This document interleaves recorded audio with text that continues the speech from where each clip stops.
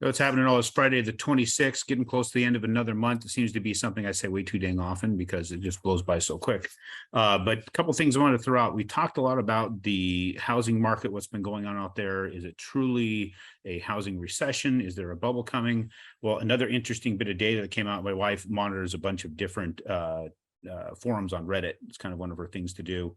And she sent me one with an article associated with it. Bloomberg put out that Blackstone's single family landlord division, if you will, or they're going to halt purchasing in about 38 cities, which is really interesting because they were a big buyer of houses, right? They're out taking just big swaths of homes, and now they're pausing on it. Now, they're doing that because we're not seeing this enormous house pricing going up. In my opinion, home values didn't really go up to match where they were to what the real value was. The prices were going up because people were bidding them up. The supply of money was so prevalent and so cheap, they could buy houses like crazy. And as a result of that, pushing prices up.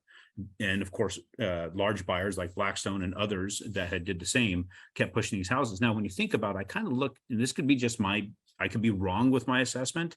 Again, I'm just looking from the outside using what knowledge I have, what understanding I have about people and business, that it's kind of like company buying their own stock. You buy enough of it to push the value up, or do people who do invest in it, we're going to be buying things at a higher price.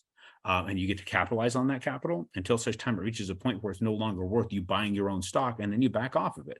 That's how I see it right now. This is something that I think that we've been needing to happen for a long time, is them to stop the purchasing. When you're getting these large groups or these large entities purchasing large groups of properties, one is taking from the economy and the real estate investor and the rest of us who want to buy houses. It also locks them up and they don't go back into the market.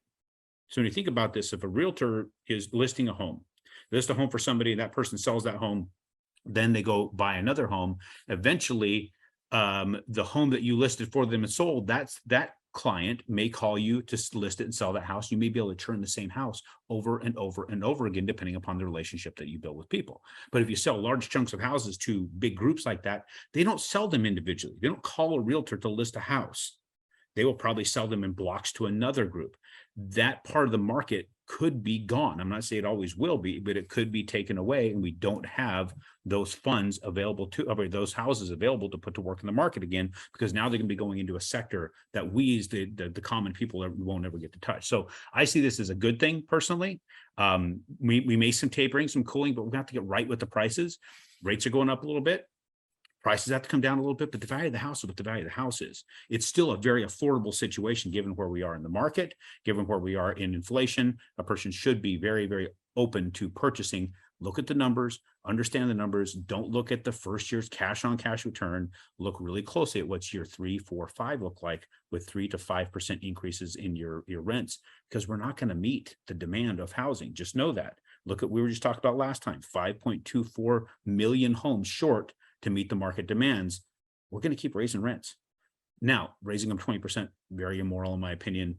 2 to 3% makes sense. See what that looks like in your pro formas as you project them out and see where you're going to benefit. Now let's get into the charts. Look what we got going on here. I got a little bit more granular with some things. I've got the different moving averages out. We are in a channel here that's pushing us sideways.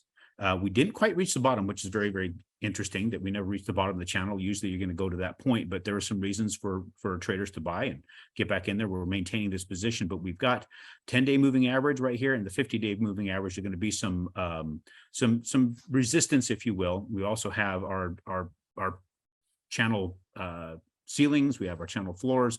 I think we're going to be in this for a little bit. Looks like we're bouncing off of this average.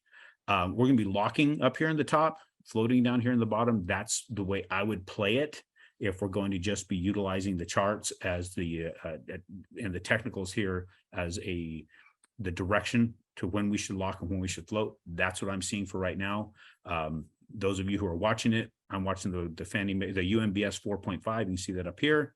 And when it hits the bottom of this 99.26, or I want to lock anything in this range, closer to the 100 to 163 range is where I want to be locking at this point. So I think we get up in here, we start hitting these averages, we're going to bounce off it as we're seeing. Look, hitting the average, bounced off.